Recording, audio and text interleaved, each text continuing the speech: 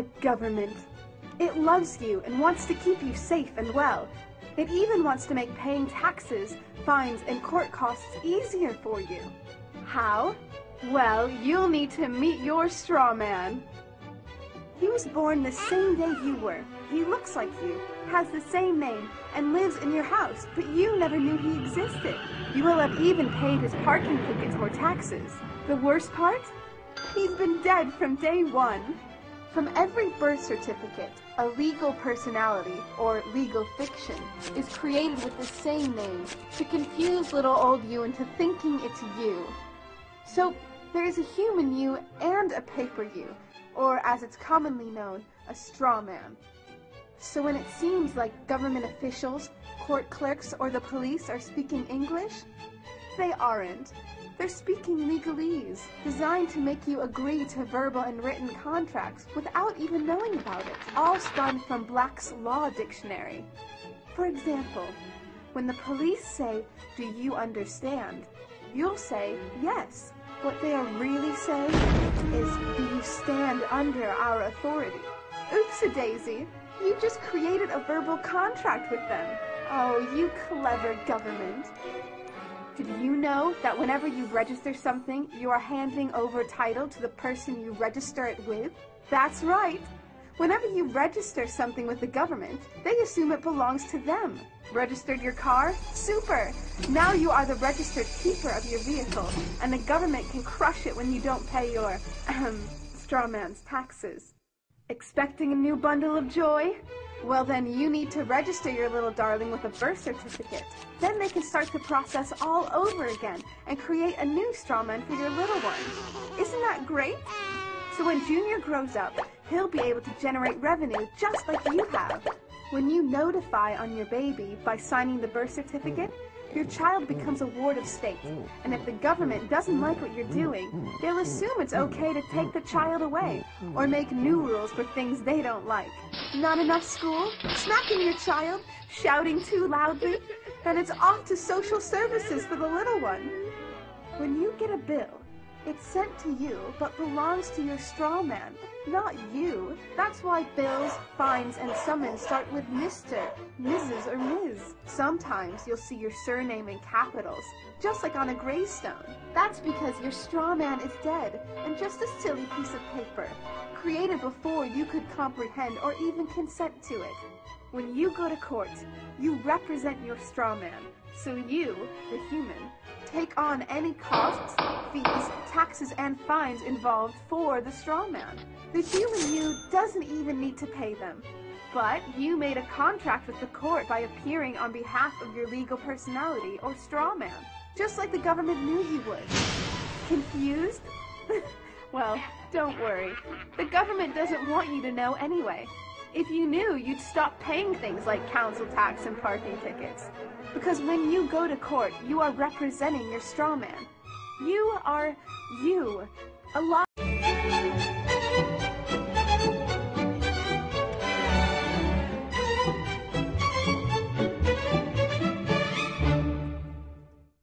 Ah, the government. It loves you and wants to keep you safe and well. It even wants to make paying taxes, fines, and court costs easier for you. How? Well, you'll need to meet your strawman. He was born the same day you were. He looks like you, has the same name, and lives in your house, but you never knew he existed. You will have even paid his parking tickets or taxes. The worst part? He's been dead from day one. From every birth certificate, a legal personality, or legal fiction, is created with the same name to confuse little old you into thinking it's you. So, there is a human you and a paper you, or as it's commonly known, a strawman.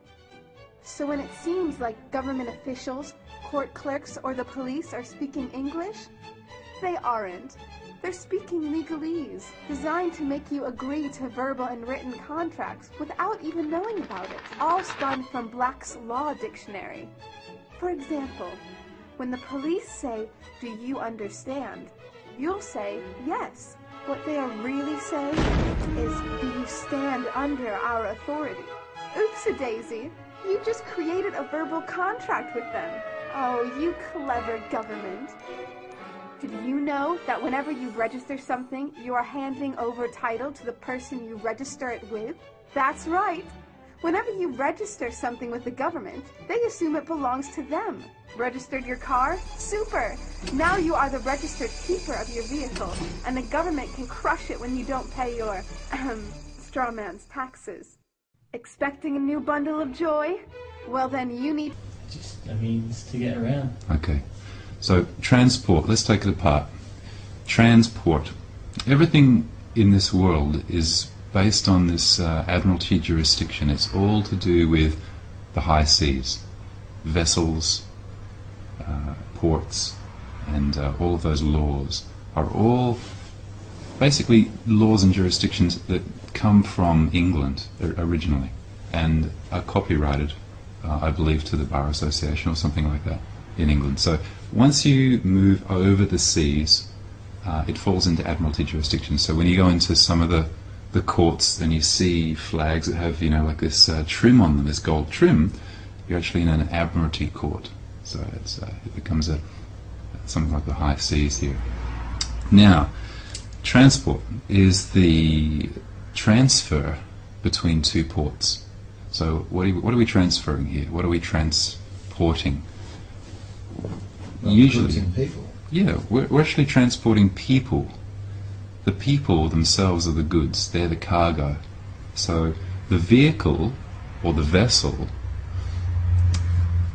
actually becomes, the road actually becomes like the shipping lane. And so you actually transfer something from one port to another port, and it's regulated by the transport, Department of Transport, right? So where does this all leave us? Well, we have these things called vehicles that we're told are vehicles, are private automobiles. What they really are another type of vehicle or vessel to ship around the Strawman. So, we all have our Strawmans. Anyone here not know what the Strawman is? I'm not that clear on what Okay. Well, the Strawman is probably the first place we should start. The Strawman is your front. He's the all-capital letter fiction that the governments and corporations create. This is where the matrix comes in. Like, there's the natural world, and there's the machine world. And the machine world, the digital world, emulates the natural world. There's the hidden world, and it emulates it in three ways, and that's with electricity, water, and salt. They're the three basic constituents of all life, and the machine world emulates that. And so you have Admiralty jurisdiction, you have circuit courts, you have charges, you have discharges, and all of the other elements that make up this machine world are based on the natural world. And so it's this kind of duplicate, so that we don't actually see it or know that it's there. So your Strawman, this all capital letter fiction, is created when you're birthed. Okay, when you come down the birth canal, out of one vessel, you're basically docked. The cargo is unladen, and you're registered. The cargo is now in a new port, let's say. So you are registered with the government, and you get a number, and you're assigned an all-capital letter version of yourself, the digital you. Okay, not the natural you. This is the digital you. And what the government does is it takes that digital you, and it creates an account, and that account is called the Strawman, and the government uses that account as actually takes out a loan, and it becomes a record of your future earnings. So throughout your life, your Strawman will be the transmitting utility through which all commerce takes place in your incarnated form on this planet. Okay. So every time that you move around or do anything, or go out in public, or go to a shopping centre, a centre of commerce, or any of those things, or drive or put into motion an automobile, or in this case a vessel or a vehicle, you're actually complying with, or you might have to go out and get a license and apply for a license, and all these things are regulated. but they are all public and they are all a part of this system. They have nothing to do with the private realm, which is what you see outside. Parked outside is my private automobile. Okay. Now the private automobile isn't registered to the government because it's mine. Now if you notice on everyone's license plate you'll see a number and you'll see a state, because it's licensed to a state within a government. So it's a particular allocation. Okay. Now all of those vehicles that you see on the road are commercial, whether they tell you that or whether they're not, but they're all commercial. Because when you drive, that's a commercial activity. You actually put into motion a commercial vehicle for the purpose of transporting one cargo or one person. What you're actually transporting is that straw man. You're responsible for that straw man. So when you see an ambulance racing down the road to save somebody, they're not going to save you. They're actually going to make sure that that straw man is looked after, because that transmitting utility is the real money that the governments have. That's the collateral that they use. They don't have any money. There is no money. It's, you know, if you think there's any money, we're going to look at that right now, and we're going to show you that there actually is no money, and you're going to see that our labour is the thing that actually the government holds as its collateral. And so we become, if you travel overseas, for example, I'm going to go, would you be able to get my port pass? It's on the desk. Let's get the port pass. Now, how many of you have a port pass? Passport. Yeah. Yeah. Okay. The passport. Disguised, the port pass disguised as a passport. Mm-hmm. Okay. The port pass is your documentation which allows your straw person to go to another country as a foreign exchange. Okay. You become the self-loading baggage. When you go to a seaport or an airport and you board a commercial airline, okay, you take your straw man and you show your details, your credentials, and it's an exchange. Okay, there's a commodity and it's being exchanged with another country. So of course, you know, there's all these regulations and things. Now, what I've done, just pass this around and have a look. And tell me if you notice anything at all different about my port pass. Now, while it's being passed around, I'm going to write down here something on this bit of this paper here. So this little piece of paper here is going to be money. This is going to become currency. I'm going to write down here $1,000, and I'm going to pass that over there. There we go. And I'm going to write down on this piece of paper here $100, and I'm going to give that to you as well. Right. Now, I'm going to ask you to sign your name on this piece of paper. And what we're going to do here is we're going to break down. It's an interesting signature. Okay, now you hang on to that, and you give me back the $1,000 piece of paper. Right. What we're going to do here is we're going to create a little bit of a credit card facility here. Right. Let's say our friend over here, I'm going to be the credit card facility, the credit card provider. I could be GE, I could be any one of a number of corporations. This person believes that money is real. So he's going to come to me and ask me for $1,000 credit so that he can go out and perhaps purchase something else, which he doesn't actually realize has already been paid for. It's actually prepaid, because everything is prepaid by the labour of the people who create it. Right? Mm-hmm. We're not actually paid with anything of any value. And here's the point. There is no lawful money in circulation backed by anything of value. Okay? There's no lawful money in circulation backed by anything of value. It's all fiat. And so you never actually receive anything of value. You never get paid. And so if you never get paid, where's the taxable event? There isn't one. So, you're going to come to me and ask me for $1,000 of credit. So I'm going to offer you this credit card Thank you very much. And I'd like to take from you your negotiable instrument. So could you please hand me your signature? Oh. You don't want the $100? No, not yet. All right. Yeah. I'm going to take the only thing of value that any of us actually have, which is his signature. So I've got this piece of paper now with his value, his signature, which is the thing that creates all value. And I am going to take it and I'm going to on-sell that original document to another company. Right. So it's gone. The original debt instrument has gone.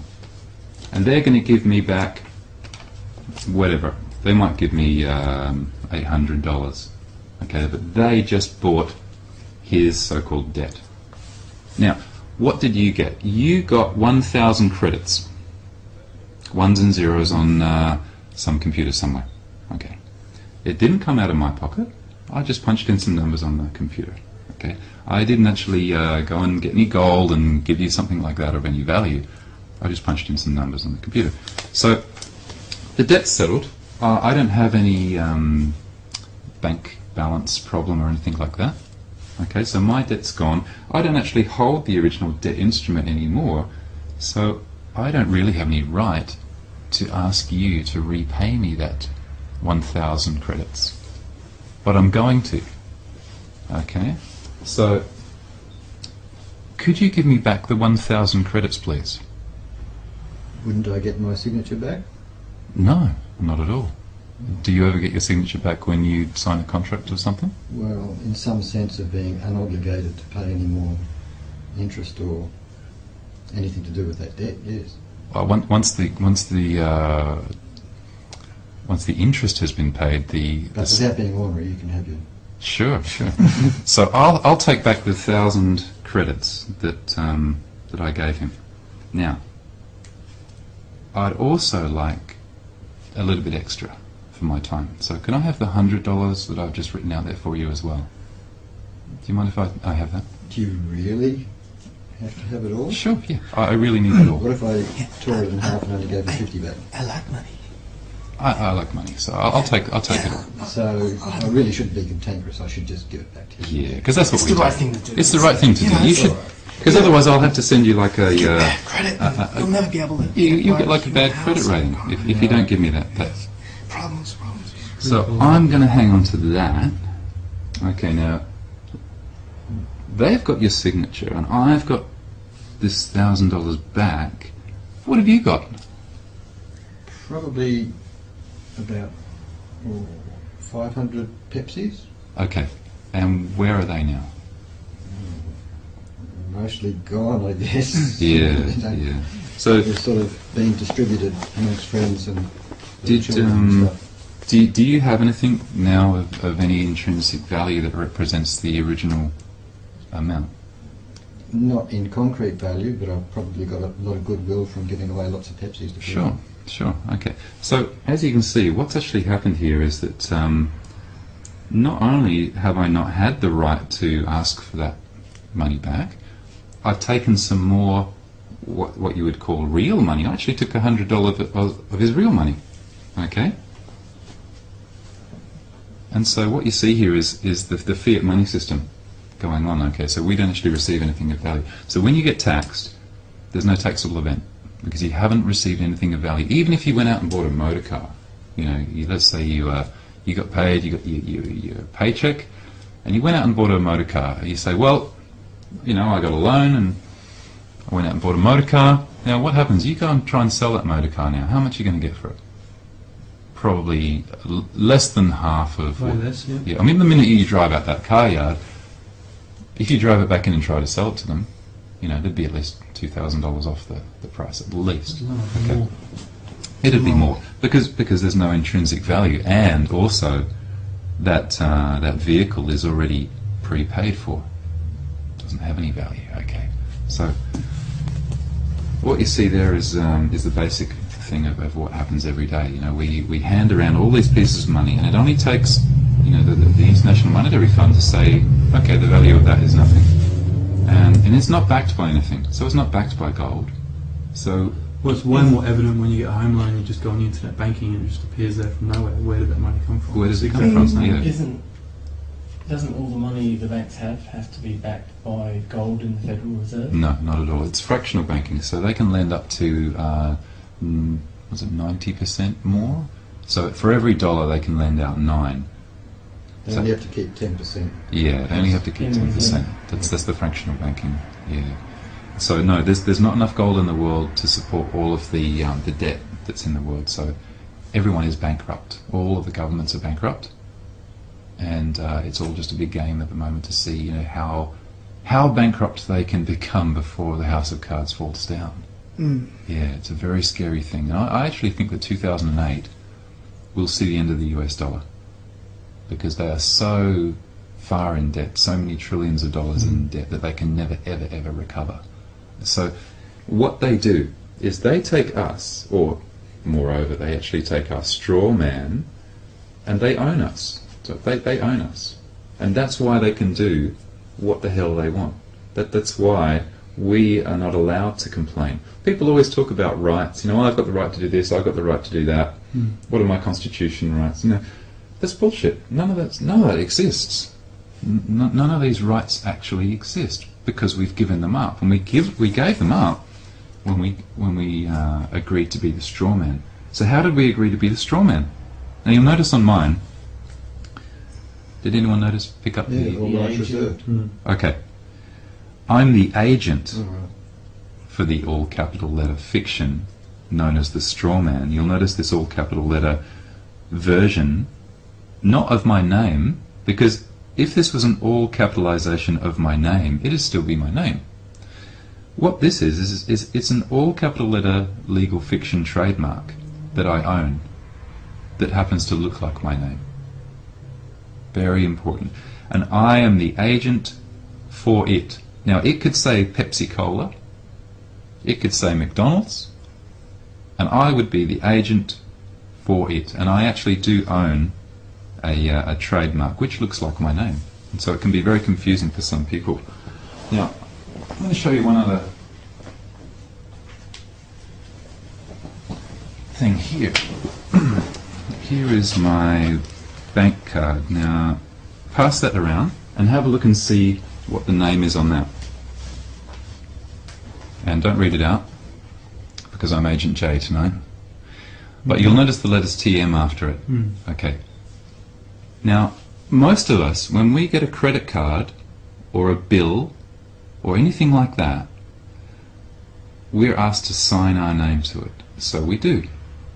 Okay, so we sign our name on the back, and you'll notice on the back of that one, it actually says authorized agent or agent on the back of it.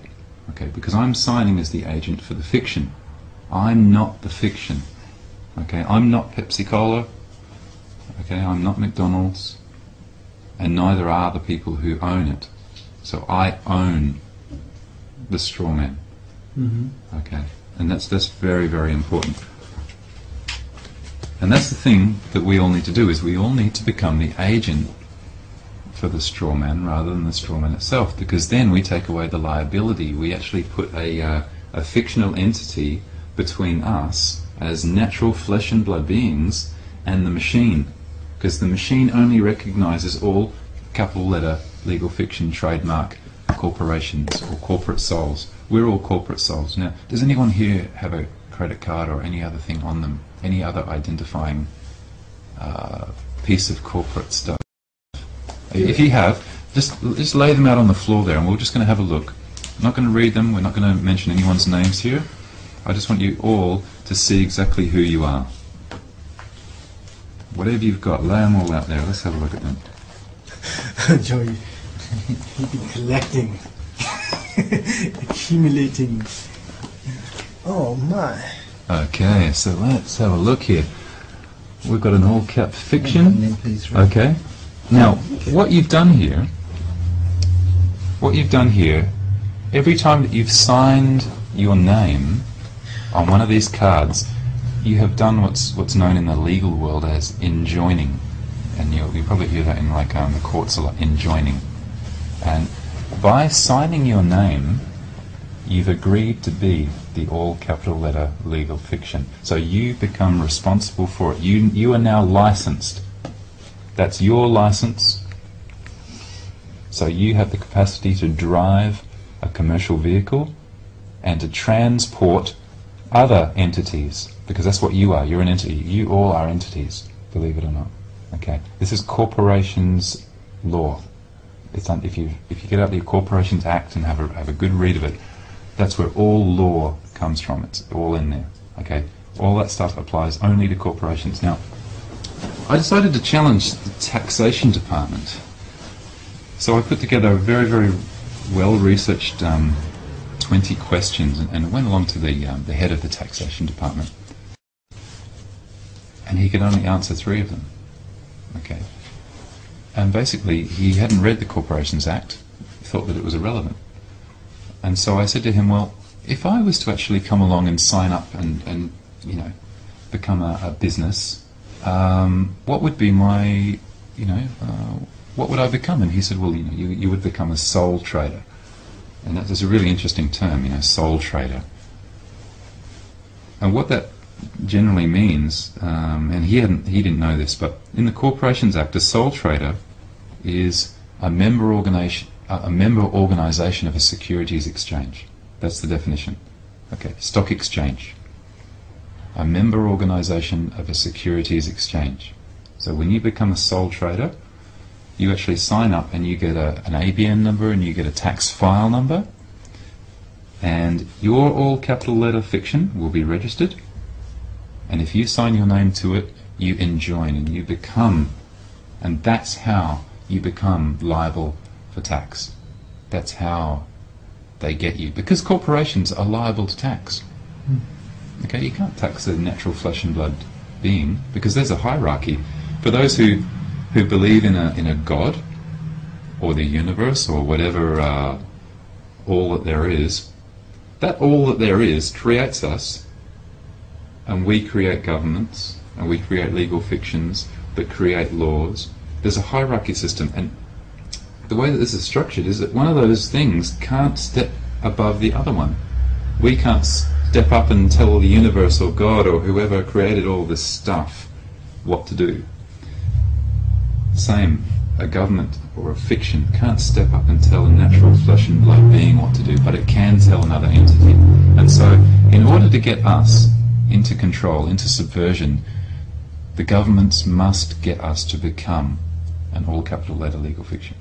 And that's what all of you are. So that's what I'm So saying. does that happen at birth, or does it happen when you become... It usually happens at birth. With a birth certificate? Yeah, because that birth certificate is what registers you and creates the account and allows them to take out a bond, and they register that bond that goes on the stock market. It might get pooled with a whole lot of other bonds. So this process that you've gone through, can you start that when your child is born? Can you... Yeah, absolutely. Can you start off by saying they're not an entity and they're not going to have a birth certificate?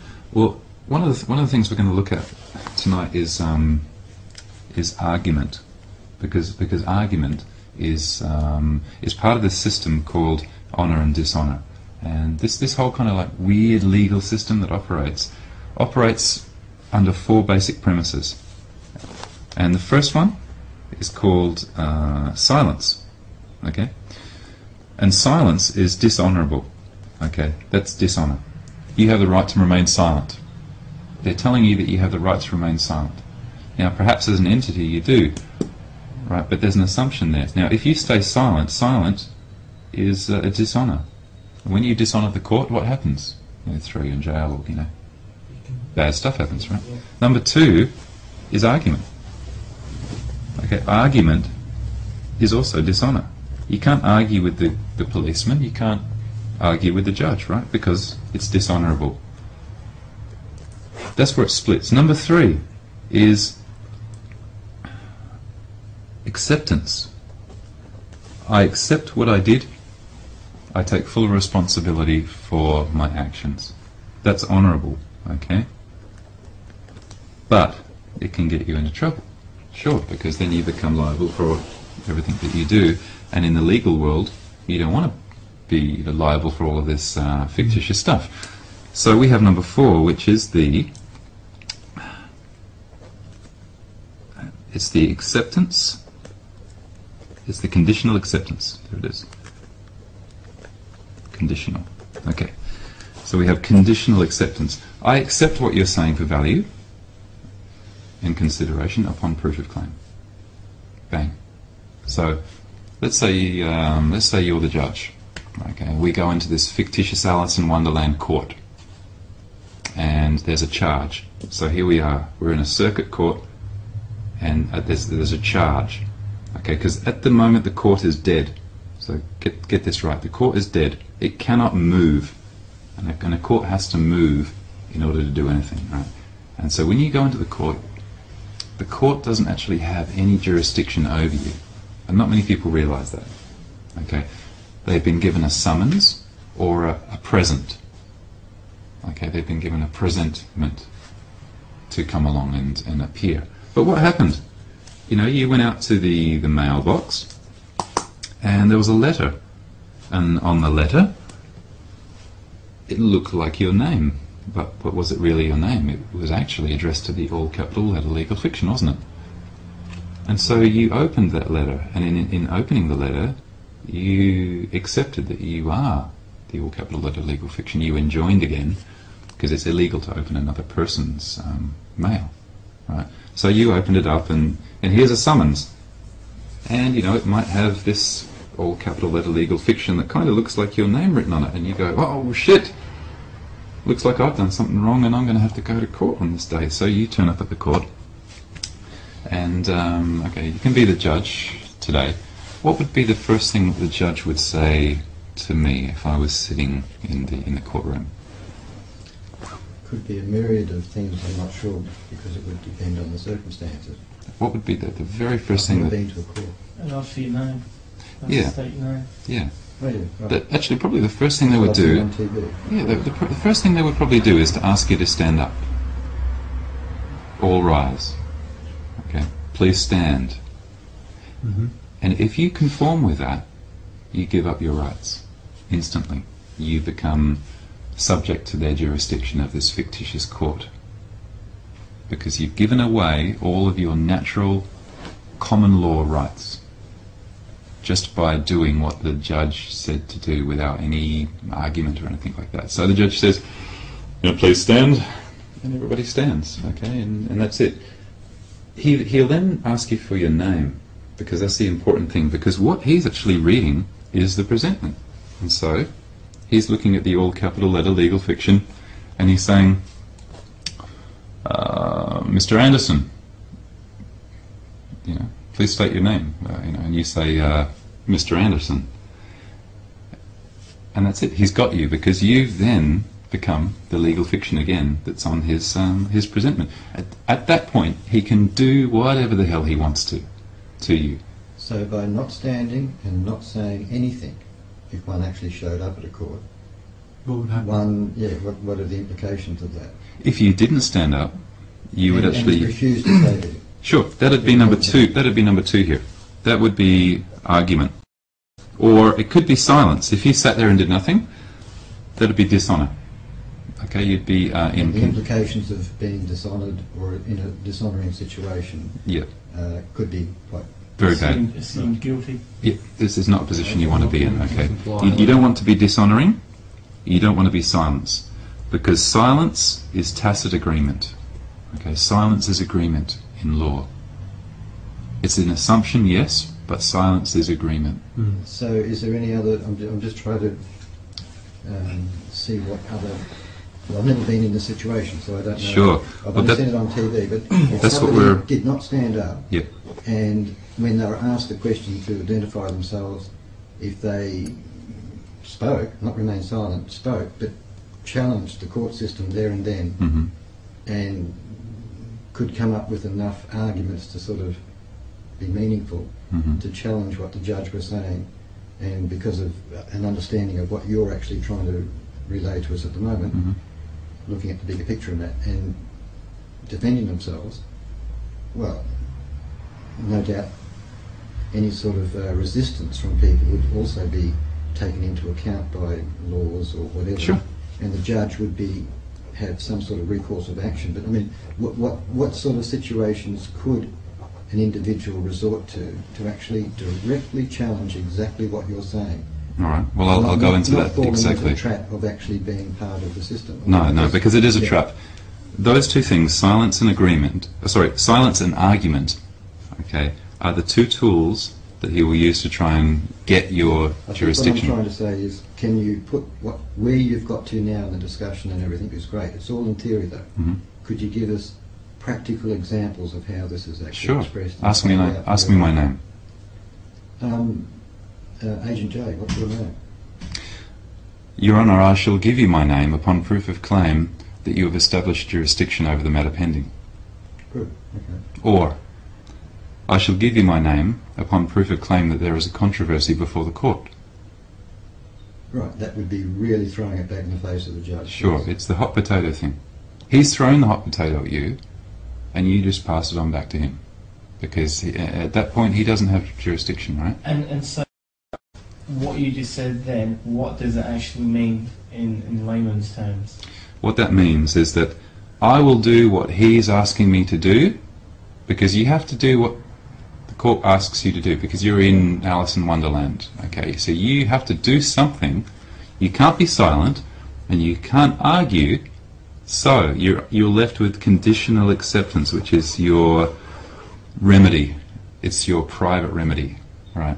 And so you do what he's asking you to do, or you give him something that he's asking, but on your terms. So, if you ask me to stand up, okay, please stand, I would say to the judge, I shall stand, Your Honour. However, I do not waive any common law rights, nor do I grant in personam jurisdiction. And then I stand up. Right. Very good. So I have done what he's asked me to do without doing what, without getting into trouble, But basically. not unconditionally. Yeah, there's always a condition. Respond to the judge, but you put your own condition. Exactly, it's conditional acceptance. Mm. Now, the judge might say to me, he might be getting a little bit aggravated by now, he might not even understand, he probably does. But he might take his little piece of paper out and wave it up and say, what's all this about? Okay, now what would you do then? Do you say, well, okay, well, I don't know, it just looks like, a piece of paper and there's some charges. Well, if you did that, you'd be answering his question, and he's got you. Okay, he's got jurisdiction, and then it's game over again. So, at every point turn in the road, there is an answer, and you only have to listen to what the judge is saying, because everything that the judge is saying is an offer. So you could say to the judge, I accept your offer to assume jurisdiction, Your Honour, upon proof of claim that you have established jurisdiction over the matter pending. Or, if he's asking you, what's this piece of paper about? There are a myriad of them. I could go into, a great many of these rebuttals. So you could actually challenge the judge to verify that the judge is in a position to even be challenging you Sure. in a court of law. Sure. And play that game. Yeah, I mean, he could say, Does well, that not just delay inevitable results from this sort of interaction where you just end up really pissing off the judge? well, you can't Not piss him really. off, really. I mean, he's trying to get jurisdiction over you, and if he doesn't get jurisdiction over you, that's it. The court case is over with. Now, what we're going to have a look at in a second is actually preempting that with paperwork, which is what I do. I don't go to court either. I preempt it with good paperwork.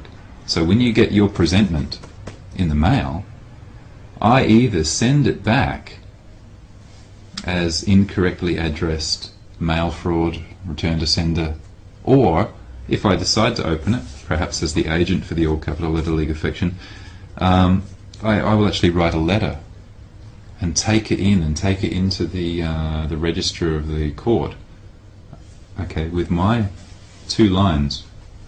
I accept your negotiable instrument for value and consideration upon proof of claim. It's a 1 line. Okay, because at that moment in time, that presentment is nothing more than hearsay. It's all hearsay. Okay. A lawyer is an actor. A lawyer is a third-party intervener into a private agreement usually, right? But they're a third party. They have no knowledge of what happens, and so they rely on hearsay, they rely on argument, they rely on controversy. And until there's controversy, a judge can't step in and adjudicate. So you have to stay out of controversy. Okay, you can't create an argument, because as soon as you create an argument, somebody can come in and adjudicate over that. Yeah. Can we just do a little backtrack and just look at the common law? Yeah. Because that's like the basis of like our natural rights, isn't it? It is, yeah. That is the underlying, and there's also other corporate legality that's been layered on top. Yeah, yeah. It's like a layered building, okay? And literally what happens, you know, when you go up in that law structure away from common law, which is ground level common law, those are your inalienable rights that nobody can take away or change or do anything about. They're what they call your God-given natural rights. You were just born with those. You know, you have the right to journey on the common ways of the land in your private automobile, uninterrupted, unrestricted, unmolested. Bang, that's it, over. No one has the right to come in and step in and say, pull over, I'm going to give you a fine, you were speeding, why weren't you wearing your seatbelt? Unless you're an entity, right? And if you're an entity, forget your rights. You know, you don't have any, because you've got the rights that they've given you, which has nothing to do with common law. Okay, that's probably the next tier. So when you go into court, that court steps up. Okay, you've got the higher court. You know, you've got the low court, you've got the high court, Supreme Court. Every time you go up and up and up, you get further and further away from common law, and they can't hear you anymore. Okay, so you can't bring common law into the Supreme Court. You know, where's my rights? You know, I'm challenging. You know, where's the Constitution? And you'll hear judges say, you know, he'll bang his little gavel down and say, you know, if I hear any more about the Constitution in here, you know, I'll hold you in contempt, because you can't bring the Constitution into this, you know, upper echelon of law, because it doesn't exist. This is completely fictitious corporate law up here, you know, and it is the furthest thing away from natural common law remedy that you can get. Okay, so we've all got to stay in our natural, I guess, our natural remedies down here. Okay, so we don't go to court. Well, I don't anyway. I don't go because my paperwork is good enough to preempt or basically challenge them, because they still don't have any jurisdiction. They don't have jurisdiction. They don't have proof of claim.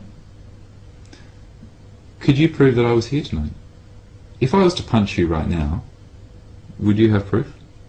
What would be the proof of claim that I was to punch you? Just other people seeing it? Sure, hearsay. Now, hearsay isn't admissible in court, but once you actually become, you know, once you actually get into an argument or a controversy and you are subject to, you know, the judge and his jurisdiction, it doesn't matter anymore. He will decide whether I punched you or not.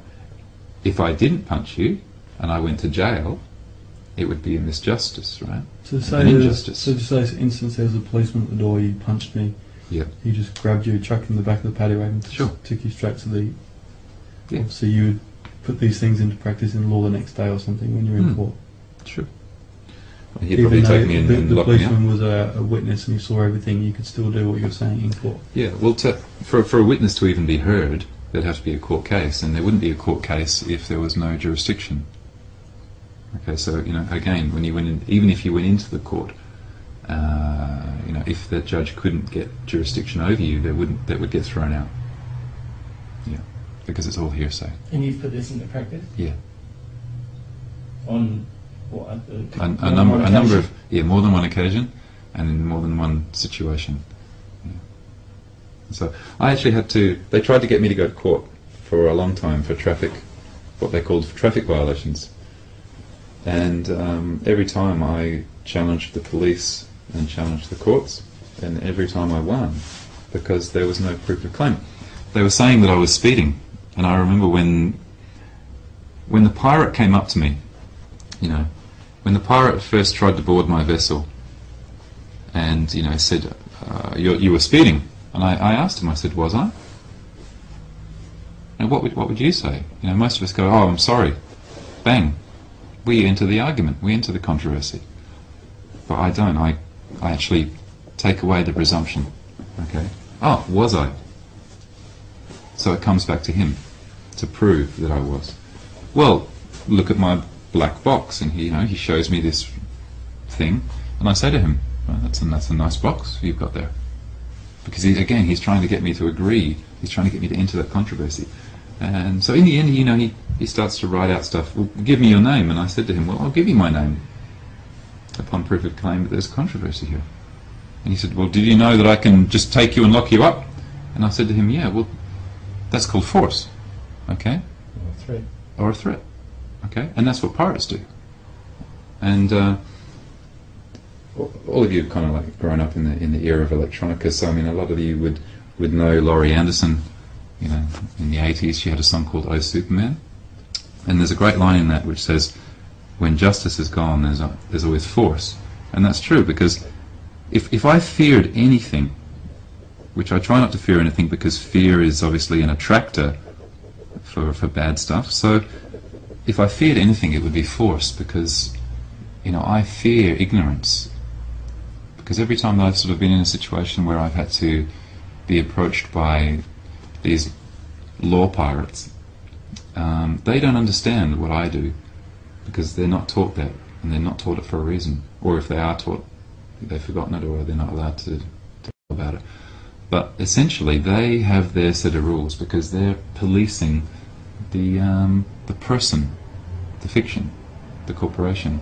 Okay, they're doing their job, which is part of the matrix, and they're coming and trying to intrude upon my private journeying in peace, or my private affairs, which they have no jurisdiction or no place to be in. Okay, so that's the only thing that would scare me is force, because in all other senses it's illegal to do that, for them to do that. They have no right in my private automobile to pull me over, to stop me, to fine me, to do anything. I mean, if they said to me, you weren't wearing your seatbelt, I would say, well, you show me the injured party. There's a myriad of laws and things that we kind of... So you have to have done something wrong for them to be able to pull you over? In their law, yeah. So all laws refer to corporations. Right. Yeah. So if you were drunk and you'd run someone down? Well, if I'd run somebody down, I'd most likely run down an entity. And so I would be liable for the entity, unless I was the agent for my all caps, because you see, you can only bring a court case or a claim against an entity. It will never, ever, ever come against a natural flesh and blood person. All claims, all insurance, for example, all of those things. If it even came down to it, if we were in a courtroom and I had given up my rights and the judge said, okay, I'm going to order you to pay $1 million damage to this person for running them down or whatever the hell happened, and I could say to the judge, well, I shall pay, Your Honour, upon proof of claim that there is any lawful money in circulation backed by anything of value, because there is no money to pay with. Right? So we all come back to this fictitious land again. It's an interesting kind of system. So that's the basis of the straw man, and who all of you are. I used to be too. What I had to do is I had to go through all of my cards, all of my accounts, my credit cards, threw those away, cancelled everything, threw away my license, realised I didn't need a driver's license because I don't drive anymore. I don't put into motion a commercial vehicle anymore. I simply journey. So I registered and had my own private plates for my automobile.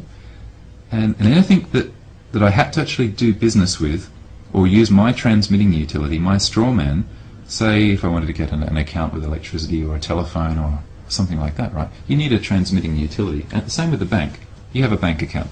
They're not going to give you a bank account in your natural flesh and blood name. Okay? So you need your transmitting utility, but you still have to be the agent for it. But I made sure that every time I did, I took away the Mr. because a legal fiction, is not gender-based. And I always made sure that the TM, the trademark, went on the end of it.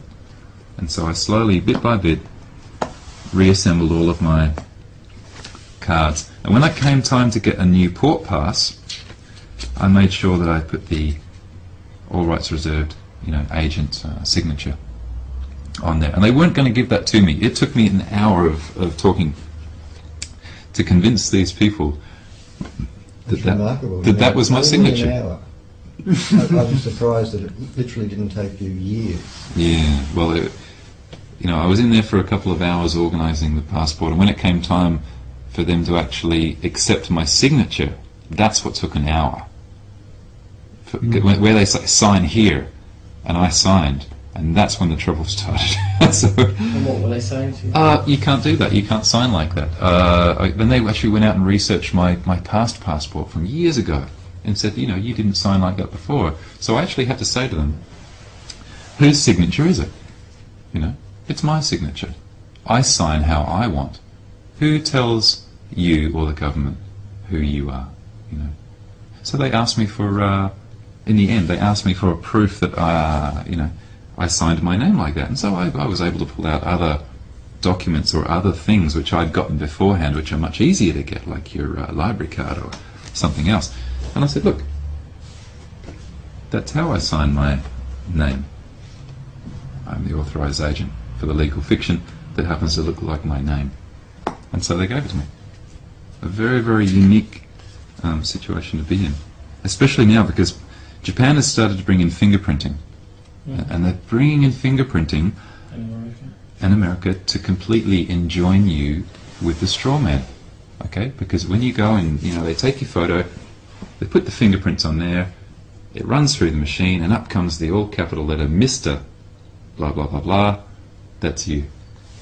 So what happens in Australia when that comes in your case? Well, I'm still the agent, so it can have. That's my photo, and that's my signature, but that's a piece of IP that I own. Yeah, but will it still have your photo, your fingerprint, and that signature? Sure, as the agent for. So adding electronic fingerprint to one of these documents it's not an issue for you? Not an issue for me because I'm still, this is a document that I'm signing as the agent for a legal fiction. Okay. There's a separation there. Yeah, so I create the separation. Yeah. A very, very important separation because the government can come along. I mean, the government owns your house. The government, whether you like it or not, they actually own a security interest in your home. If you've bought your home, perhaps they gave you a $7,000 grant, or they have like a first home buyer's grant. Or when your child is born, I know when ours was born, they gave us $3,000 because they wanted to buy a security interest in our child, in our child's Strawman. So I've done that for our child. As I've always signed as the agent for him. Okay, so that when he grows up, he will be his own agent. Okay, for his legal fiction, because you need the legal fiction in this commercial world to exist. Otherwise, you can't do business. You can't earn any money because they've created this whole weird fiat legal system, which is like this giant matrix. It's like a big game that you have to have a piece. Yeah. To move around and play the game with. Yeah, but you can, by having a transmitting utility, you can stay out of the liabilities. I mean, I've got a private agreement between myself and the transmitting utility, whereas it holds me harmless against all claims. So if any claim came against that all capital letter fiction, I'm completely, I'm completely okay. That's the kind of position that I think everyone needs to get themselves into, because at the moment you're all and how easy vulnerable. Is it to get yourself into that position? It takes time. Probably, I'd say it would take at least 3 months if you started it today. To go through and change all of your details on your bank accounts, your electricity bill, your phone bill. And what about tax and stuff like that? Tax is an interesting one. Tax, you can challenge tax and taxation. However, you'd be silly to do so. You know, there's a lot of people who challenge tax and never get anywhere. A lot of people who go to jail for not paying tax, right? Yeah, one All those group sorts of of people things. that you really don't want to fight with. Yeah, you don't want to kind of fight. You don't want to fight, and that's the whole point. There is no fighting. Bruce Lee said it once. He said, when his master came up to him and said, "What's the first thing that you do when you come across an opponent?" And Bruce Lee said, "There is no opponent." You know, that was a very true statement. I never understood it at the time, but I do now. Because if you create an opponent, then You've got to fight them. you've got to fight it. There's no fighting. So, is there any questions in regard to, now you all understand basically who the Strawman is, and we can probably move on to something else. Okay, what should we cover next? Was that all just the Strawman? That was basically it was an introduction to the Strawman, who he is, how he got there, and basically how you guys interact with the corporations and the governments. Yeah. So larger corporations or people that are very high up use this exact system to get... Yeah, it's all set up to use the all caps. It's all set up so when I went along to the library and the lady tried to subvert the system, I said, okay, I want you to put it in with the upper and lower case in my proper common English, common law English name. So she did that. But it still printed it out in all caps. All of them, in every situation. I've tried the banks, I've tried the, in every situation, it still comes out in all caps. And it's not an error, and it's not a machine fault. It has to be that way. Okay. Yeah. The United States of America Corporation, for example, is a corporation. It's not a country. Okay. Its jurisdiction is the 10 square miles of Washington, D.C. Okay. It's a Masonic city on its own. And that's its jurisdiction. It has no jurisdiction over the rest of the continental United States of America, but the United States of America Corporation in all caps, with its president, because every corporation needs a president, this one happened to be a Bush, has no jurisdiction over the continental United States and its in its citizens. But of course, we're all aboard that citizenship again. Yeah. So okay. What should we talk about? Very good, very good. Well, that's kind of a bit of an overview. So let's talk about some more personal stuff, like how this might affect. Does anyone have any questions about how this stuff would affect each of us? So have you come across anything in your life that's when you're in the situation just you can't do something, or it's just too difficult, or you pose problems? Tax probably is the one that I've run up against. Now, I initially went the hard way and tried to fight against tax. Okay, I did an enormous amount of research and challenged the taxation department. And to try not to pay tax? Or? No, to try to get the taxation department to prove that there was a liability between me and the taxation department. And they couldn't do it. They couldn't prove that there was a connection. And so not only did I write the 20 questions, that they only got 3 right, I then produced a document based on that, and I gave them the supporting evidence. And I faxed it all off and never heard from them. Would you happen to know or have a copy of those 20 questions? I do. I have all of those on my Would machine. I be able to get a copy? Sure. Is there someone I'd like to put them to? Sure. You're welcome. Yeah, I'll get Rodrigo to forward them. I've got them probably as a document file, so I can send them to you. Yeah. Oh, lovely. Yeah, they're very interesting. But when I realised that there was no lawful money in circulation, it kind of discounted everything. It kind of made it all funny to me, because I realised there was no taxable event. Anyway, so bang, there's one sentence and the whole lot's gone. So all that research that I did was just bollocks. Yeah. So getting back to the credit card thing, just for a second here. A friend of mine was $47,000 in debt. I was $5,000 in debt before as well. So I'd known, I followed the process and I got rid of my $5,000 debt. And a friend of mine said, can you do it for me? And he had $47,000 in debt. 40,000 of it was a home loan to Bank SA, which is St George Bank, and 7,000 was to GE. Now, I'd already dealt with GE. I knew what goes on at GE, and so I knew how to handle them. It was a piece of cake, right? So it took all up, I think it was around 2 months to completely wipe his debt clean. And in the beginning he was very skeptical, and everyone, like his mother, was saying, you know, don't do it, you know, it's not going to work, it's not possible. Even my parents, you know, would say that. And I had to explain all this stuff very carefully, and I said, look, I'm not going to do anything wrong at all. I'm not going to put you into any harm, and we're not going to do anything illegal. All we're going to do is ask some questions and see if we can get an answer. So I wrote for him a half-page letter asking basically 4 or 5 questions, and I can give you a copy of that letter. Actually, I should probably grab my laptop right now, and we'll just take a momentary break. I'll grab my laptop. So have you read more and further into actually doing this? Yeah, well, there's a huge amount of documents that relate to all different sectors on this. Yep. Because basically Agent J has been studied this full on for a couple of years to you know, get a handle on it. You believe me, you did my head in.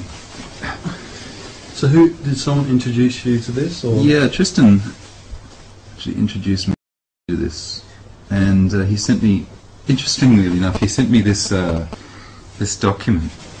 I forget what the name of it was, but it was by Mary Elizabeth Croft, and it was on this whole proof of claim thing, and how, I think it was called Cracking the Code, or How I Clobbered the Banks, one of those sorts of things. When I read that, it just blew my head off. I was just like, oh shit, you know, I can't believe this stuff. It was like somebody had woken me up from this bad dream. It was exactly like the Matrix, you know. And so when I studied that, I then just went off on an incredible journey of having to know and research everything. So I just was downloading, and studying laws and corporations acts and all of this stuff. And I came kind of full circle. And then earlier this year, she actually bought my CD, bought my DVD. I had a letter from her. And so I emailed her and was asking her some questions, and she mentioned something about a case, a court case that she was involved with. And I offered to help out, and so the lady, it turned out the lady who I'd initially learnt from ended up asking me for advice.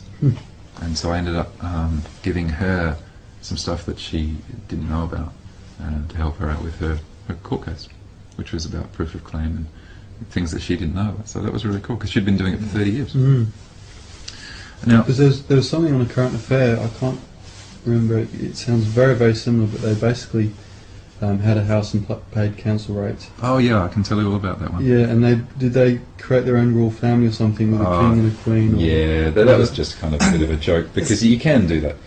Basically, what that's incidentally, I think that's why the media gave it coverage, because it was, you know, trivialised the whole thing. Yeah. Made it like a little make it a joke. novelty. Yeah, people just go, oh yeah, sure you can do that. You know. they have a bit of a laugh and a bit of a chuckle, you know. Oh, look at it. Okay, essentially what you can do, land is ours, okay? Nobody really owns it as per se, right? The government kind of holds it for us, okay, until we reclaim it, which sounds strange. So what you can do is, you can actually do a quick claim on the land and go back and check all of the titles to the land, and you can actually get the original title and make sure that you own everything and there's no encumbrances, and then you declare yourself a state. Okay, so you declare yourself to be your own state. It might be the state. You can make up whatever name you want to, right? And that's what these guys have done. They declared themselves a state because the government was denying them access to their land. And if you notice, everybody has a median strip on their land, right? Even here, okay, certain people have been fined for parking their car with the arse end hanging over in their own driveway, mind you, but the arse end of it is on this supposed, invisible median strip that the council owns, okay?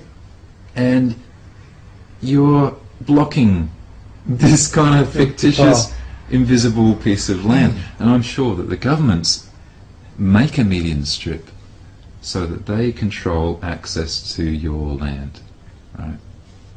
And so anyway, that's what that was all about. So these guys, and just to kind of formalise it, they decided to become king and queen of their own state. And so everyone can do that. Would that exclude you from taxation and stuff? You can make up your own rules. You can do whatever you like because you become what we all are, sovereign. We're all sovereign, At the same time, if you did that, wouldn't they be able to say, well, we're not going to supply things like power and water? Sure. And so what he had done is he'd actually gone and made agreements, which you can do as well. You go and make an agreement with a utility supplier or with a phone company, and you have an agreement with them to supply something. Yeah, but I don't think they weren't paying council rates. Yeah. It's all about agreements. Now we're going to pop back to these credit card ones. Let me just open this up here. It doesn't matter if we drop off on the recording. What do you think would happen if this got out in the public and everybody started doing it? Would they be able to change the law? You can't change laws, okay, because we don't own the laws. Would they use force to change the laws? What I would be afraid of happening is of opening a Pandora's box and having subversive groups, or perhaps even bikies, or misusing the system. Because the key point in all of this stuff is that we all have to take back our sovereignty. We have to take back our responsibility for our actions, and we basically do. I mean, when I journey on the roads, on the common ways of the land, I still abide by the general speed limit, even though I'm not subject to it. I still accept, and there's a certain level of responsibility that everyone else is doing this. I stop at the red lights. I do all those things because it's the naturally accepted kind of passage. So, you've got the fact that people out there have bothered to say do experiments or tests into and research what is a safe way to conduct yourself. Sure. And so you're taking that as I accept. I agree, basically to go along with that, even though I'm not subject to it. For example, if they said I was speeding, okay, it wouldn't apply to me. So I generally accept, the status quo, and by doing that I take responsibility for my own actions. Like you were saying before, the problem in this being is that people who aren't generally we'll say law abiding, but people who go out and deliberately do the wrong thing by other people would be able to then use this to manipulate the system to get off. Whereas if they studied it and knew how to do it, your average person who treats other people well and isn't a bad person. So could you go to the extreme, go out and murder someone, get arrested and use these techniques to stay out of jail? Oh, I won't answer it. I won't answer those questions. However, wait a minute. anyone can. In theory. In theory. Sorry, you can't just go through all of this. But for those people who might be listening, back out of answering a question like that. But I don't want to prompt anyone to do anything. You can see what I'm coming from. No, but you've got to be clear about where you're coming from. You can't sort of outline in theory, like this, and then when you're challenged at a point that's a really bit too hard, sort of duck out of it and say no. Okay, well, in theory, yeah, sure. Thank you. You could any one of us could take a gun and go and shoot someone, right? but it's not morally right to do so. Back in the instance where you're in court and the judge wasn't asking you those questions, you're responding in a way where that you're putting the question back on him. What happens in the end of that court session? Dismissed. He just says, court dismissed, thrown out the case. Yeah, because he's not able to gain jurisdiction over you. Yeah, so Then you could just do a little slip up with one word and then he's got you. yeah, you'd have to really work to get back out of it again. You know, if once he's got you, it would be difficult, but you could do it. But the best way is to stay out of it, and the best way is not to go to court, obviously, with good paperwork. So I'm going to just try and open up here. I guess the if people had intent to follow that path and initiate all the processes, primarily for let's call it antisocial behaviour, I think they'd probably find it a lot easier to do what criminals, corporate criminals to street criminals do all the time, and just do it anyway, and just use and just get a really good lawyer to get you off anyway. yeah, whatever. So that's probably for them easier. Just pay some money to get the right actor to. Yeah. Okay. I've located the files now. I'm just going to open these up and read you something here. Now this is getting back to the issue of credit card fraud and credit card debt. Now there's no such thing as debt. I just want to make that very clear. There is no such thing as debt.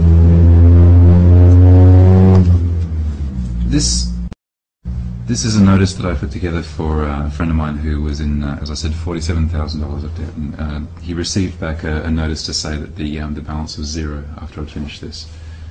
Now, this is a conditional acceptance and debt verification notice. So he didn't have to get rid of his entity or anything.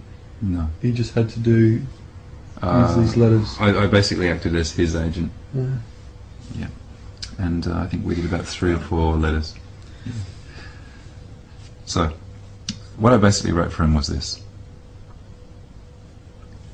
I refer to the default notice dated 11th of March 2006 and wish to advise that your negotiable instrument has been accepted for value upon proof of claim, which may be substantiated by forwarding the following verification of debt details within 3 days, 72 hours, of receipt of this notice to the address listed below. Number 1. Proof of the existence of an account or contract in the actual flesh and blood name of John Doe, duly signed and witnessed by both parties, not a unilateral agreement, and upon which signed page there is reference to the entire agreement. Note: John Doe is an artificial entity, a limited liability legal fiction trademark, which constitutes valuable intellectual property, and all rights, title, and interest are reserved. Number 2. Proof of claim that you are the current holder of the original above-mentioned debt instrument and that it has not been on-sold to another party. Remember I talked before about the debt being on-sold. They no longer have the right to claim. Number 3. A copy of the actual accounting whereby Bank SA has incurred a loss of the alleged debt. And number 4. An invoice, not a statement, for any amount of money allegedly owing or owed to Bank SA by John Doe. Now at the bottom of there I've got a disclaimer. So here are the things. Now I know that they can't provide any of those, and these things vary. Sometimes I like to put on there as a number 5, proof of claim that there is any lawful money in circulation backed by anything of value, because that really fucks them up, right? Can I say that on the air? Fuck up. Yeah. Hell yeah. There's a disclaimer. Sorry? I was going to say. So you could go out tomorrow into a bank, get a $500,000 loan, go buy a house, and then send all over these letters and be rid of the debt but still have the house? We come back to force here, because what they would attempt to do is to extort the physical property away from you, because there is a certain maxim of law of ownership. You know, the finders keepers kind of thing. So what they kind of do in those things is they try to hire people to take away the property away from you. It's all about ownership, physical ownership of something, right? Plus, I would say that they also own the deed, that you don't actually have the deed yet. Right. Okay, so it's a difficult situation in that sense. It would be different if you had a credit card and you'd gone out and bought something and they couldn't actually physically locate the item to try and repossess it, you know, during this period of redemption. Yeah. But you're saying his was a home loan. Could they not try and take the house? Sorry, I think his was actually a personal loan. No, he was actually wanting to get a home loan. So he was wanting to make sure that his credit card, I guess his debt history was clean. And I'll come to that in a minute, which is the cleaning part. Because obviously once you've actually gone through all this process and no one's been able to provide you with proof of claim that there is a debt, what they do is they discount it all, they sell it, and they report you as a bad payment. Right. But nothing actually happens to you. And so you do end up with a bad credit rating. What you end up with is a note at one of the credit reporting agencies that says this is a default payment, okay? Because their books didn't balance. So what you do is you write another letter.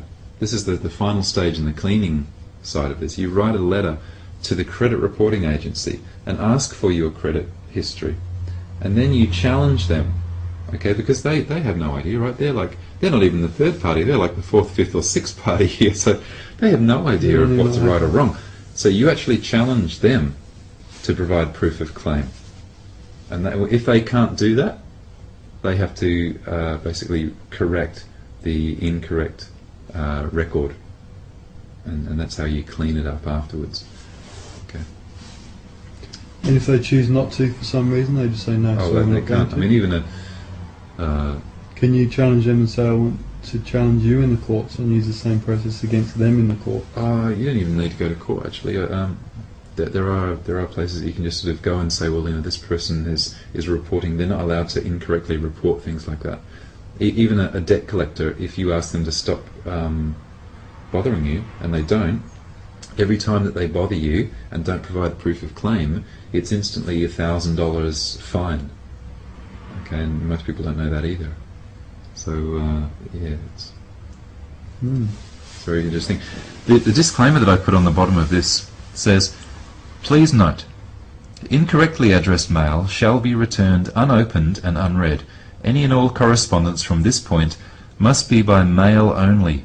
John Doe does not authorize the recording of his voice at any time for any purpose, nor does he consent to being contacted by telephone, and shall enforce his copyright rights in all instances such as copyright infringement or trademark violation. No authorization for the use of John Doe TM, all caps, is implied, granted or permitted. John Doe, all caps TM, agrees to hold harmless John Doe, the natural flesh and blood man, for all claims and liability under private contract between the parties. So there you have the complete, they cannot enter into that at all. And basically what you have here in these situations is a failure to state a claim upon which relief can be granted. Okay. So we've done a number of those now, and it's been successful in every time, and not once have any of the credit card companies or the legal agents or the debt collectors been able to provide one instance or one iota of any evidence that there is any debt. So we didn't actually do anything wrong. We only asked some questions. We said, again, here's the conditional thing. They've sent you a statement. They can't send you an invoice because there's no money, right?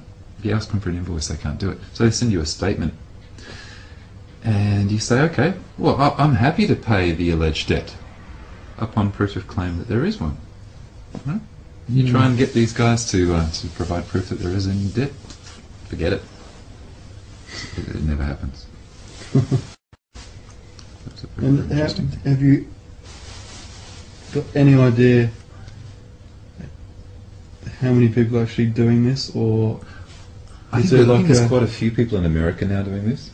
Quite a number of people. And in America, they've got this thing called the UCC.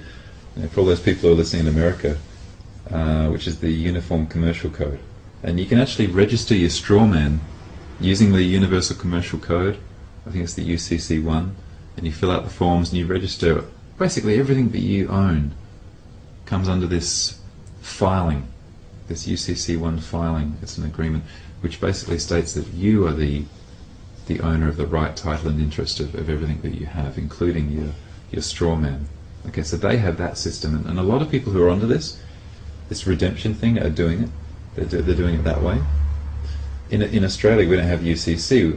I don't know what we have here. I've been trying to find out, but I don't think we even really need to do that. So have you come across other people that have done it? Not many. I've heard of one or two in Australia, but it's pretty new here. So it is quite cutting edge. And why do you think it's quite new? I mean, obviously, people could have been doing this for 100 years. Yeah, How come it's just coming out kind of... It's information I suppose control. the internet and... Sure. Yeah. I mean, we're fortunate that some people are, can get information out, and it slowly gets around, but it's certainly not mainstream. And if it does become even remotely mainstream, it becomes a joke. It's made to look ridiculous. I did hear of one case where some people had put up a sign outside of the house and they weren't paying rates because they were going through the same process. And I think it was in Toowoomba. Yeah, it was on the Foreign Affair or something.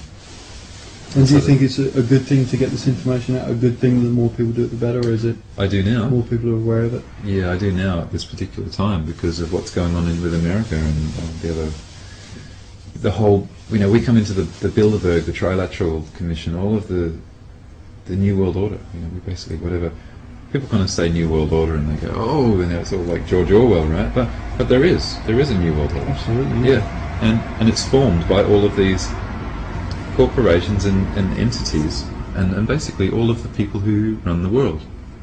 All this stuff filters down through the media.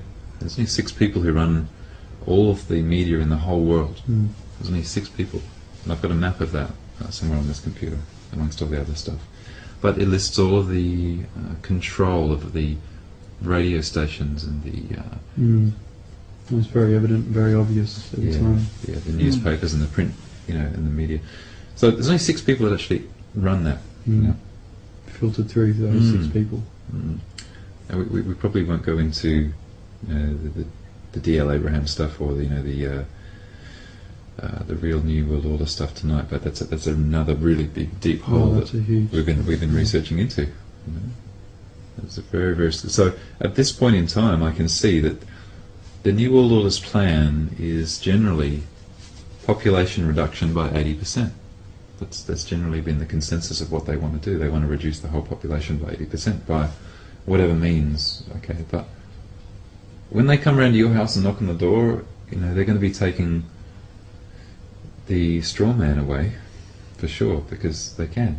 They can declare a state of emergency, as they do in America. Over there, they have this scary thing called FEMA.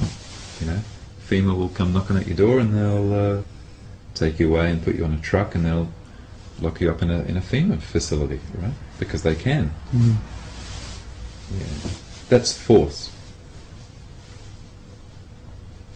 That's not law. That's force. Yeah. You're talking about private corporations assuming control over natural flesh and blood beings who have been misled into becoming entities and corporate souls unwittingly.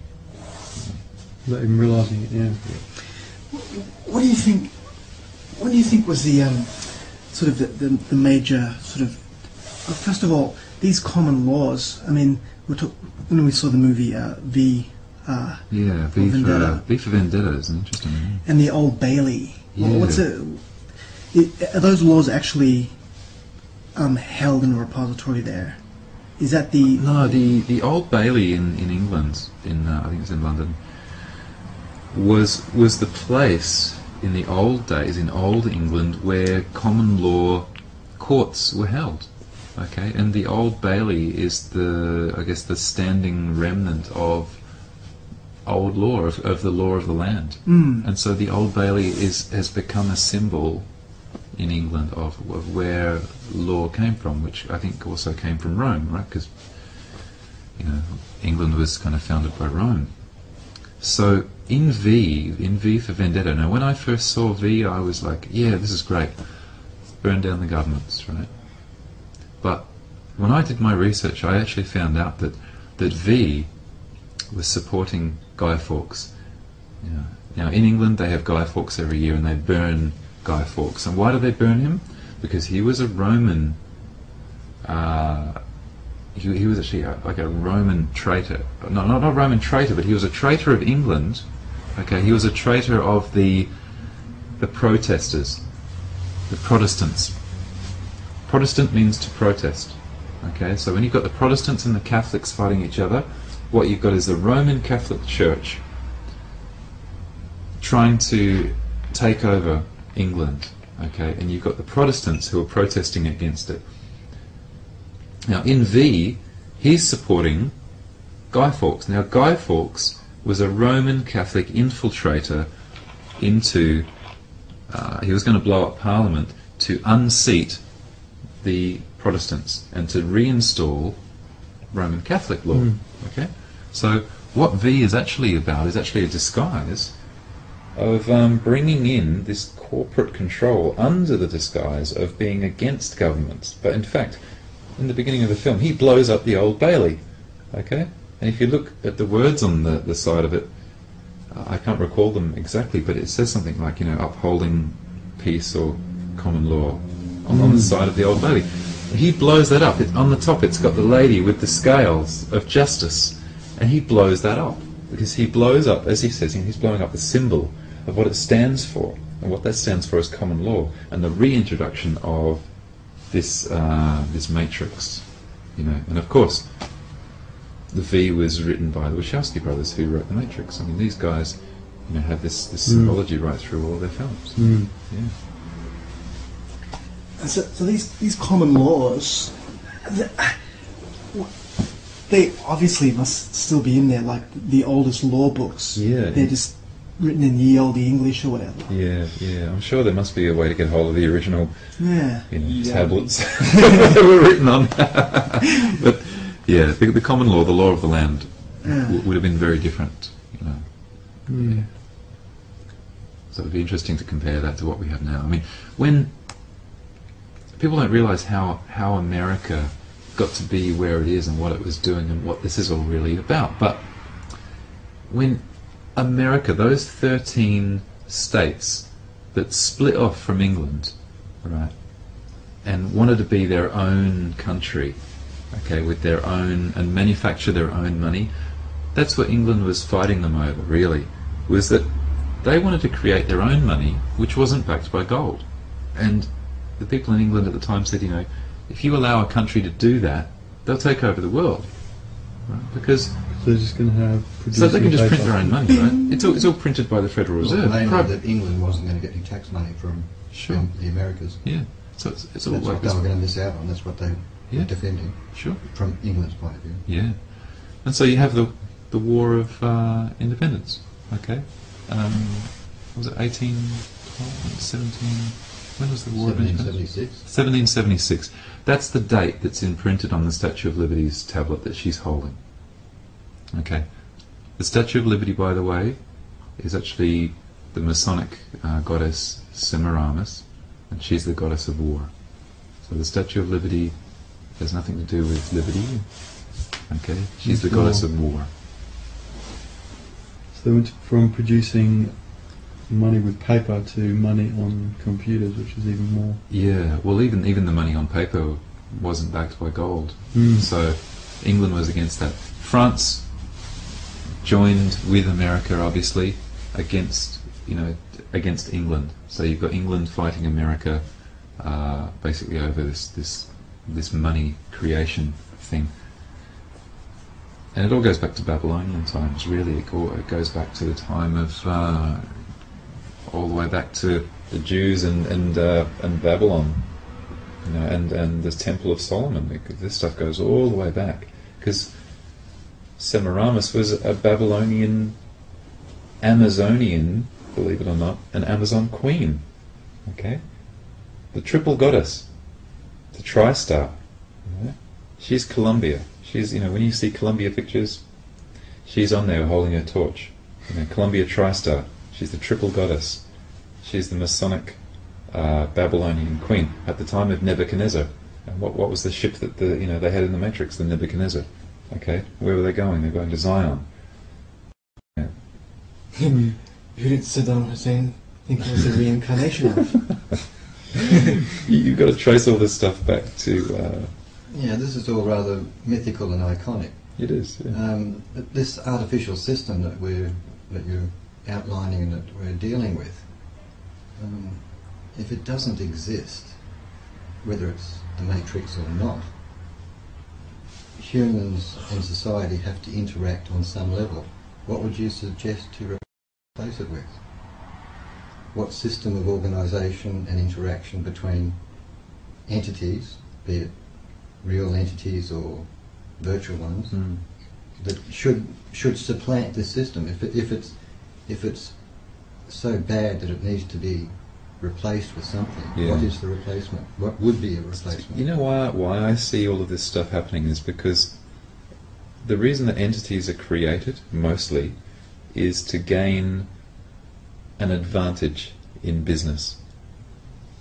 So IP, intellectual property, McDonald's, Coke, branding, all of that IP stuff, right, is the creation of artificial entities to create an unfair advantage in the monetary corporate world.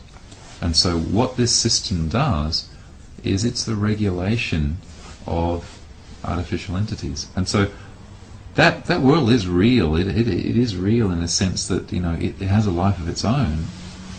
But for us to interact with it means that we have to have some kind of transmitting utility.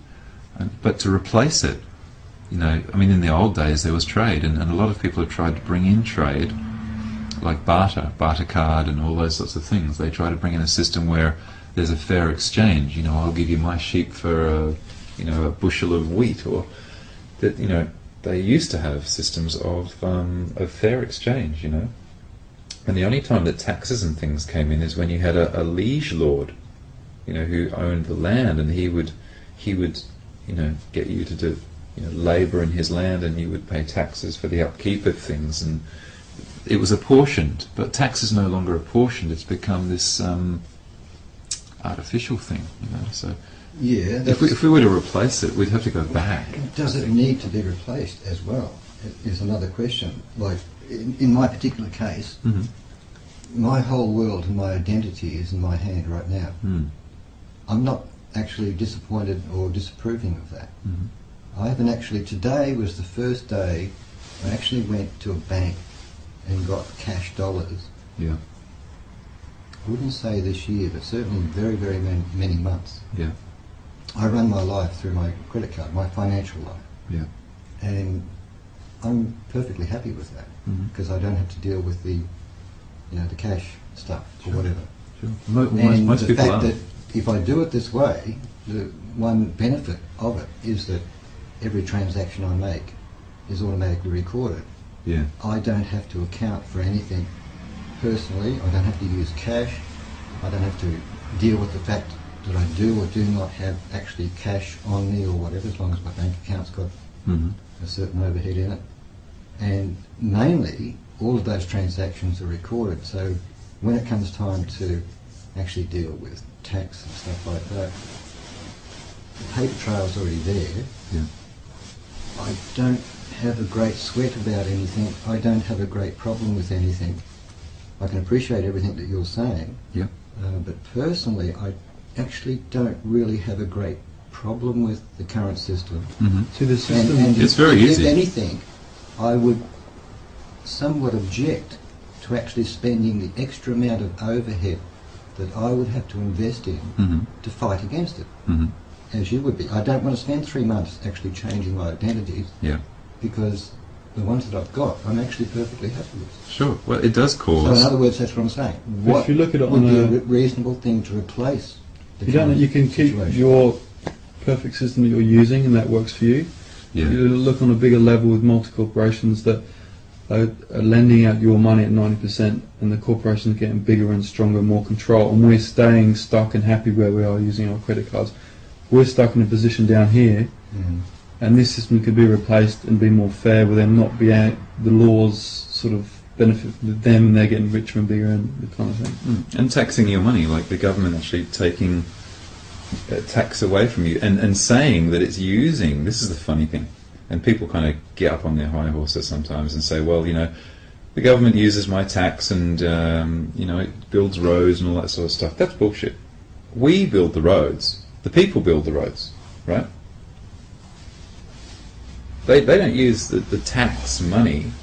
Or the only thing that our tax does is it goes toward paying off the debt to the International Monetary Fund, okay? And everything else is created by the governments as fictitious cash, right? But when you hear people say, well, you know, oh, my tax money is paying for you dole bludgers, that's not true. It's not at all. That's far from the truth. So, but the government is taking your hard labour, paying you pittance for it, you know, whatever job that, you know, we're all doing. I mean, if you're working for $50 an hour, I mean, if you think about it, that $50 or those 50 credits that you get, if you got $50 an hour, and you know, not many people get $50 an hour, okay? You think about that, an hour of your time on this planet, of your life, blood and sweat, and then the government comes along and takes out 30% or whatever it takes out of that, right? And you get given nothing. You don't get paid in anything, right? So you get nothing of value for it. And even if you bought something of value for it, what would you buy it with? You'd buy it with the private credit of the International Monetary Fund. You'd be buying it with these pieces of paper. Not with hard-earned cash. Yeah. Not with yours, because there is no money. All those dollars that you think are yours that might be sitting in your wallets don't belong to you. They're on loan from the International Monetary Fund, and you pay tax because you're using them, right? And at the end of the day, if they said they're not worth anything, you can forget it. Now, I spoke to the bank manager of St George Bank a couple months back. And that is a system that should be changed. Yeah, and I said to him, is there any lawful money in circulation backed by anything of value? And he said, well, of course there is. And I said, well, what do you own of value? And so, you know, he goes, well, you know, blah, blah, blah. And I said, yeah, but none of those things have any intrinsic value. They don't retain their value. I said, what do you have that retains its value? He said, well, I've got a gold ring on. Right? And I said, okay, what did you use to buy the gold ring with? And he was silent, because he suddenly realised that everything that we own is bought with the private credit of the International Monetary Fund, right? And that gold ring is absolutely useless once he gets hungry. Yeah. Now, when you buy gold, if you go along to like a place that sells gold and silver, and you want to buy some gold or sell some gold, they're going to ask you for one of these, right? Now you go along and try and give them one of these and see what happens. Now I'm going to show you this. This is my sovereign identification. Pass that one around. That is the most valuable thing that I have. It's my sovereign identification. I created it myself. It's my photo. It's my real name. It's my real signature, and my real date of birth. Which, by the way, everyone's date of birth is hearsay, because, I mean, were you there at the time? You might have been, but I mean, do you know? Can you actually, anyone here prove that they were born on the day that you were told you were born? Right. So it's hearsay. Now, when you go along and buy some gold, they're going to ask you for some ID. I dropped that one on the table and said, here you go. They wouldn't accept it. No, sorry. I said, why not? They said, we need a government ID. I said, why is that? And she said, well, we need proof of who you are. And I said, well, I'm giving you proof of who I am. This is who I am. I'm saying who I am, because I tell the government who I am, and then they issue these second-hand documents, okay, which say who they think I am based on who I've told them that I am. So here's my birth certificate, and here's my here's who I am, and they won't accept it. They have to have your all capital letter legal fiction, because they have to do business with the strawman. They can't do business with a natural flesh and blood being. Okay, and so that transaction is recorded. And if you buy gold, what do you buy it with? You buy it with the private credit of the International Monetary Fund, which isn't yours. And so they can just go and take back all this stuff if they want to. Mm.